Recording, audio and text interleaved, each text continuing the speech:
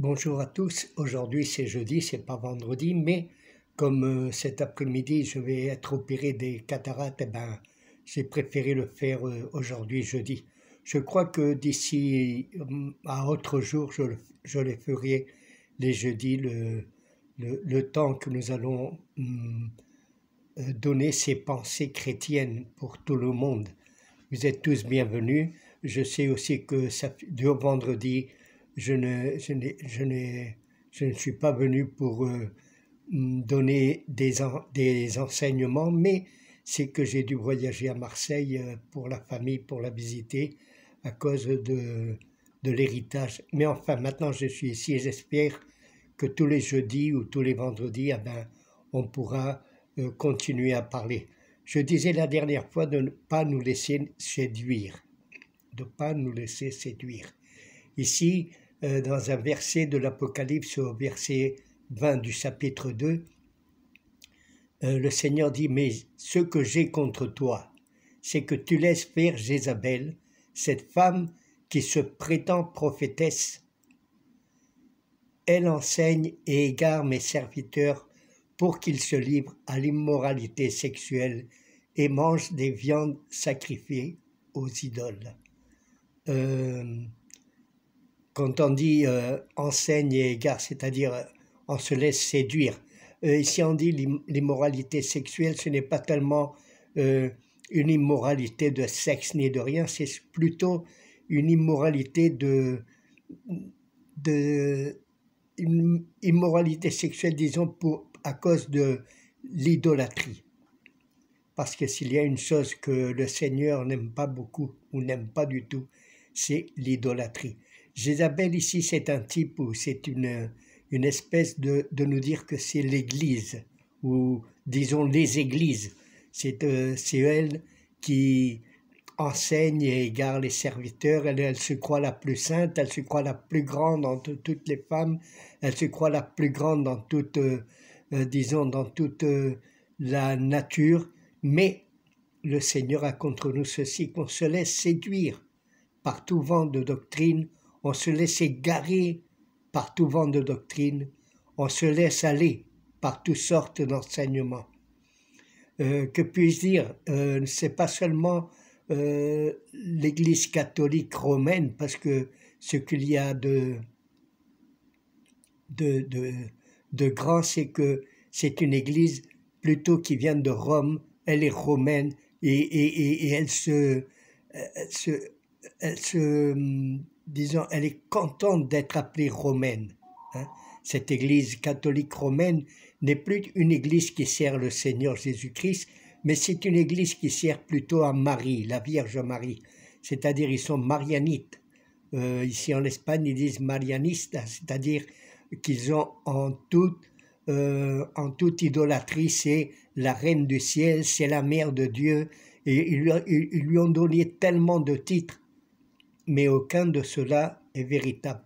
La Vierge Marie, c'est une femme qui a été élue pour donner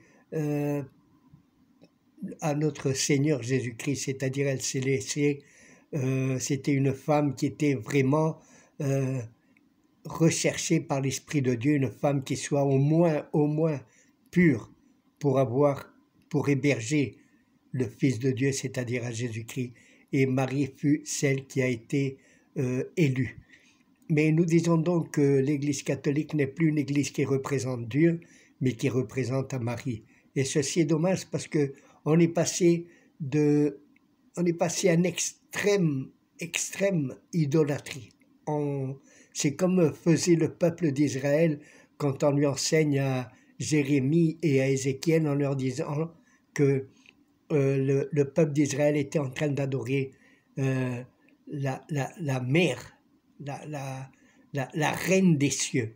Et ceci est vraiment dommage parce que le peuple d'Israël a été châtié par le Seigneur à cause de l'idolâtrie, parce qu'ils adoraient aussi les étoiles, ils adoraient aussi le soleil, ils adoraient la lune. Ils étaient un peuple qui avait été choisi par Dieu, qui est sorti de l'Égypte par le pouvoir de Dieu. Maintenant, ils seront à l'idolâtrie. Et ils ne seront pas seulement à l'idolâtrie, sinon que En plus, ils ont adoré d'autres dieux comme le dieu Moloch à qui ils offraient leur enfant. Nous avons vu tout cela quand on lit sur les Incas et sur toutes sortes de personnes, même les Égyptiens, qui sacrifiaient leurs propres fils. Hein. On peut voir même dans les Romains, comme Caligula, lui, avait ouvert le ventre à sa femme ou à sa sœur pour pouvoir manger son propre fils, de peur que celui-ci ait en héritage être nommé fils de Dieu. Nous avons vu à travers de l'histoire beaucoup de personnes qui ont fait du mal à leurs propres enfants, chose que Dieu n'a jamais voulu, ni, comme il dit, ni il y a pensé jamais à ça, de que les gens puissent sacrifier leurs fils. L'idolâtrie, c'est vraiment quelque chose de obscène. Ici, dans l'Église romaine, nous avons tellement de saints, tellement de vierges, tellement d'idoles qu'on se croirait. Dans les temps anciens, dans tous ces dieux qu'il y avait en Grèce, qu'il y avait en Égypte, qu'il y avait à Rome, tellement de dieux, tellement de personnes, tellement de personnes adorées. C'est triste, mais la vie est devenue comme ça. Ici maintenant, nous adorons non pas seulement à eux, mais notre propre Église, notre propre dénomination est presque adorée par les fidèles. Plusieurs disent seulement notre Église est sauvée. Nous avons par exemple les témoins de Jéhovah. Eux, ils ont pris une partie de la parole de Dieu pour la faire leur grande doctrine, c'est-à-dire ne pas manger du sang. De verser tout le sang à terre et de ne pas manger de sang. Alors eux, maintenant, ils ont interprété ceci d'une manière si audacieuse qu'ils ne donnent même pas du sang pour sauver leur propre fils ou leur propre famille ou leur propre père, mère, etc. Ils ne donnent guère du sang. Ils ne veulent pas recevoir de prise de sang. Ils ne veulent absolument rien. Parce qu'ils disent que celui qui donne du sang est condamné. Mais la parole de Dieu nous enseigne que Jésus-Christ, lui, a versé son sang, il a donné son sang, hein, et il a même dit aux apôtres de boire son sang et de manger sa chair. Pourquoi ils se sont tournés vers d'autres choses ou d'autres doctrines et ils se sont laissés aller par tout vent de doctrine parce que les gens ont besoin d'être esclavisés. Beaucoup de personnes aiment l'esclavitude, aiment retourner à quelqu'un qui les châtie quand ils font quelque chose de mal. Non seulement l'Église romaine, sinon eux aussi. Nous avons aussi les Mormons, eux qui parlent tellement des deux livres, de ce livre de Joseph Smith, qui a trouvé, qui a été élu par Dieu pour montrer la véritable religion. Mais nous voyons que lui, qui était athée, ne croyait pas en Dieu. Comment Dieu peut lui montrer la véritable religion s'il ne croyait pas? C'est des choses absurdes, mais je vous dis, les gens, ils aiment être esclaves ici ils disent Jézabel, c'est-à-dire de leur église, de leur dénomination, parce que je ne veux pas dire église, parce qu'église, il n'y en a qu'une. C'est celle que Dieu a formée, pas celle que les hommes forment, sinon celle que Dieu a formée. Jézabel est là pour être adorée, et elle égare les gens. Alors Joseph Smith, lui, il voit deux personnes, il lui dit « Voici mon fils bien-aimé, écoute-le, parce que lui, il va te dire toute la vérité, il va te donner la nouvelle religion, la vraie, la véritable, la pure. » Et alors, on lui donne, je ne sais pas, de l'Égyptien ancien, tellement ancien que personne sait le traduire, mais lui, il reçoit de la part de Dieu la sagesse pour pouvoir traduire ces livres anciens d'un Égyptien que même pas les Égyptiens le connaissent. Mais il le fait. Mais le plus marrant, disons, ce qu'on voit, c'est que le diable ment beaucoup, mais, il faut qu'il dise quelque chose de vérité. Alors, dans un de ces prophètes, je ne me rappelle plus si c'est un prophète qui s'appelle Éther ou un autre qui s'appelle Alma ou Am, où il dit, le prophète dit, Seigneur, montre-moi qui tu es. Et le Seigneur lui dit, je vais te montrer qui je suis. Je ne me suis jamais montré à mes apôtres en Israël parce qu'ils n'ont jamais cru en moi. Quelque chose réellement absurde. Bien sûr que les apôtres ont cru en lui, sinon ils n'auraient jamais prêché la parole de Dieu. Et alors il lui montre, et il lui dit, je suis le Père et le Fils. C'est-à-dire, c'est le Père et le Fils. Si Dieu est le Père et le Fils, y est le Saint-Esprit, comment cet homme a-t-il pu voir deux personnes? Il faut réellement lire les livres pour voir où ils ont réellement menti, où ils n'ont pas dit toute la vérité entière. Par exemple, je vous ai dit que dans le Coran, il y a un moment où le même Jésus-Christ leur dit à la mère de Marie, lui dit, maintenant vous ne croyez pas en moi, mais quand je vais mourir et je vais ressusciter, alors vos yeux seront ouverts. C'est-à-dire, s'il dit qu'il va mourir et il va ressusciter, et qu'il est le Verbe de Dieu, ou il est la parole de Dieu, pourquoi ces gens-là disent-ils autre chose? Pourquoi ces gens disent-ils qu'il est allé mourir à Cachemire? C'est absurde. Mais il y a toujours un grain de vérité dans tout ce que dit le diable. Pourquoi? Parce que pour mentir, il faut dire quelque chose de vrai. C'est triste, mais c'est la vie, c'est la vérité. Il faut faire très attention de ne pas nous laisser séduire. Je voudrais aussi lire quelque chose qui se trouve dans le livre de Timothée. Je vais voir si je le trouve.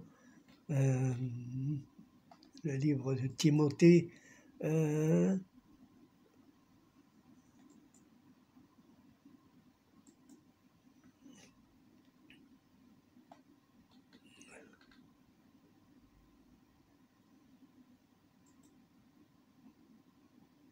Je cherche, excusez-moi, mais il faut bien que je cherche quelque chose.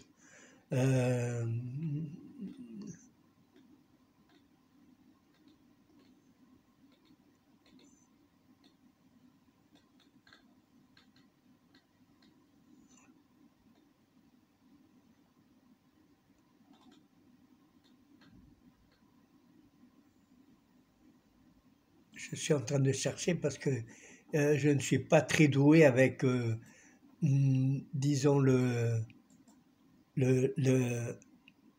PC, je ne suis pas très doué pour ça, alors vous allez m'excuser.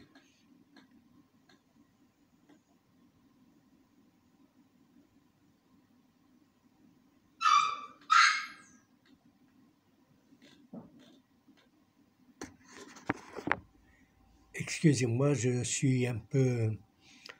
j'ai dû arrêter un peu à cause du chien qui était en train d'aboyer. Il a un peu mal à tout, mais j'allais vous lire ceci. À Timothée chapitre 4, verset 1. Mais l'Esprit dit expressément que dans les derniers temps, certains abandonneront la foi pour s'attacher à des esprits trompeurs et à des doctrines de démons, car ils seront égarés par l'hypocrisie de menteurs dont la conscience est marquée au fer rouge. Ces gens-là interdisent de se marier et de consommer des aliments que Dieu a pourtant créés pour qu'ils soient pris avec reconnaissance par ceux qui sont croyants et qui ont connu la vérité. Tout ce que Dieu a créé est bon et rien ne doit être rejeté, pourvu qu'on le prenne dans une attitude de reconnaissance, car cela est rendu saint par la parole de Dieu et la prière. En exposant cela aux frères et sœurs, tu seras un bon serviteur, nourri de paroles, de foi et de bons enseignements que tu as fidèlement suivis. rejette les contes profanes de vieilles femmes, exerce-toi plutôt à la piété. Il y a des conseils de part de Timothée qui nous disent que dans les derniers temps, beaucoup vont abandonner la foi. Pourquoi? Parce qu'ils vont se rendre à des esprits menteurs.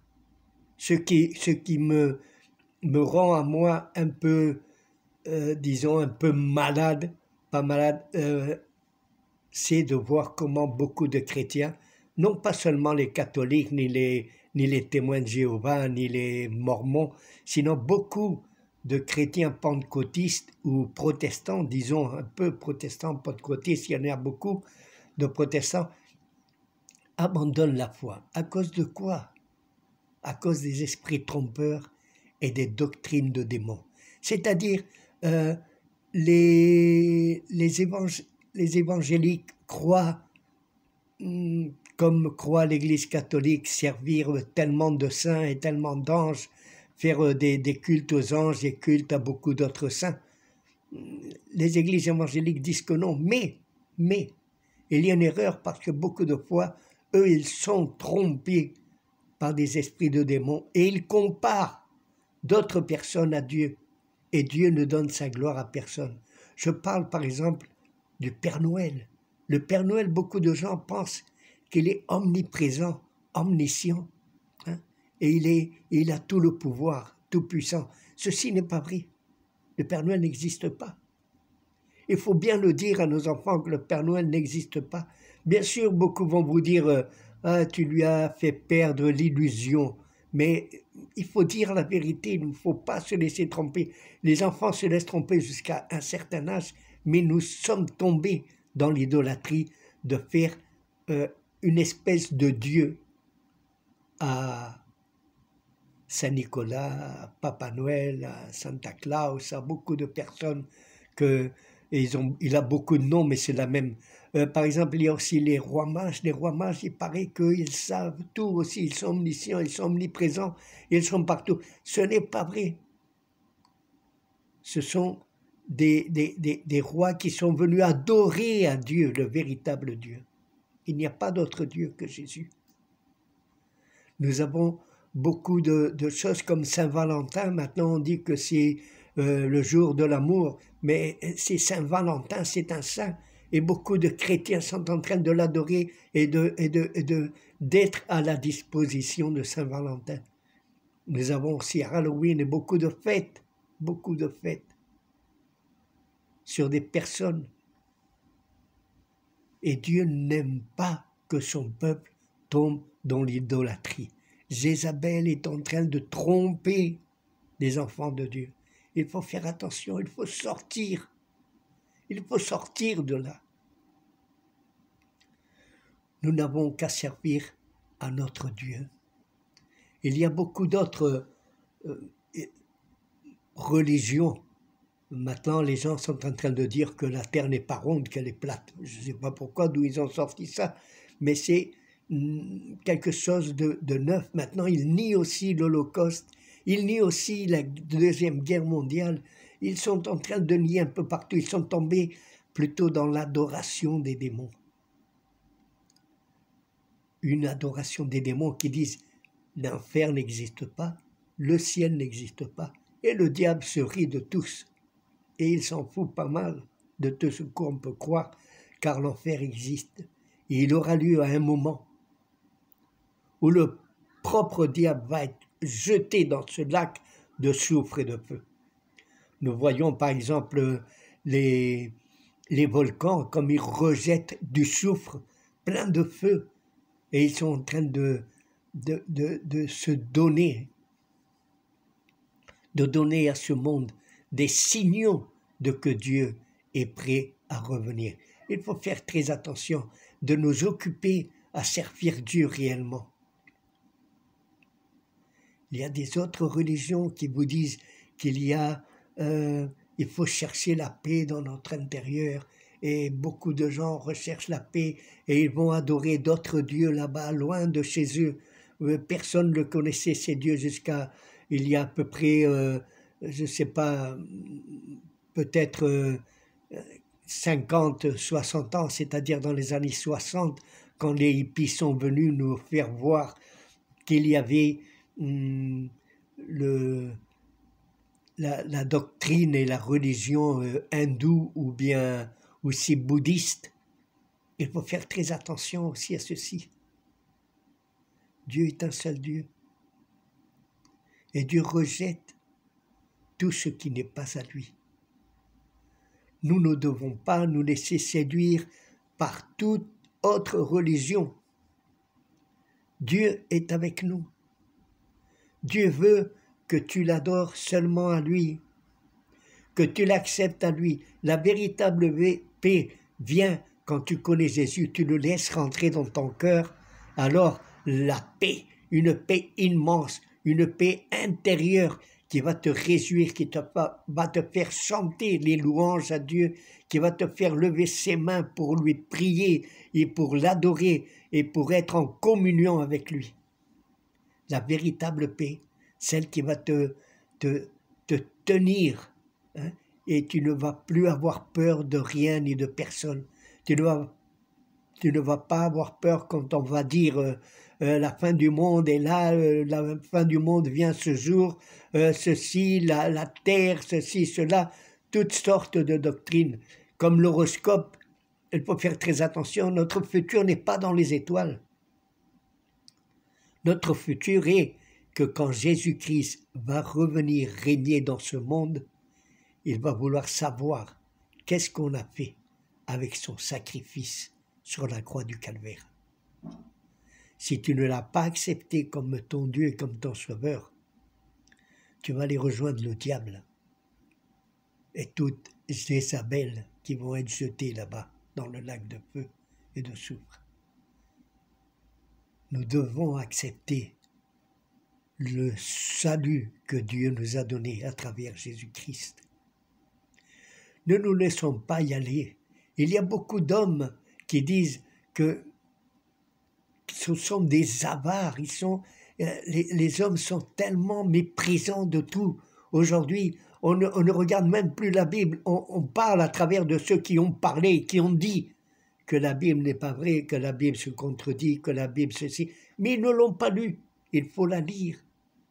Et il faut la lire en priant, disant « Seigneur, aide-moi à comprendre tout ce que tu veux nous dire. » Il ne faut pas se laisser séduire par tout vent de doctrine, ni par tout esprit de mensonge. Nous devons aller à la parole de Dieu et regarder ce que Dieu a écrit pour nous. Pour toi, si tu es nouveau dans ceci, ma recommandation, c'est que tu commences à lire le Nouveau Testament, surtout par l'Évangile selon Saint Jean, que c'est l'Évangile de l'amour. Et ensuite, tu peux regarder tout ce qui reste, les cartes, etc. Et après, revenir à l'Évangile de Matthieu. Et peu à peu, pouvoir lire aussi l'Ancien Testament. Bon, je vous laisse, ça fait plus de 23 minutes, et ceci va s'éteindre alors que je vous salue au nom du Seigneur Jésus, que le Seigneur vous bénisse, et on se voit la semaine prochaine.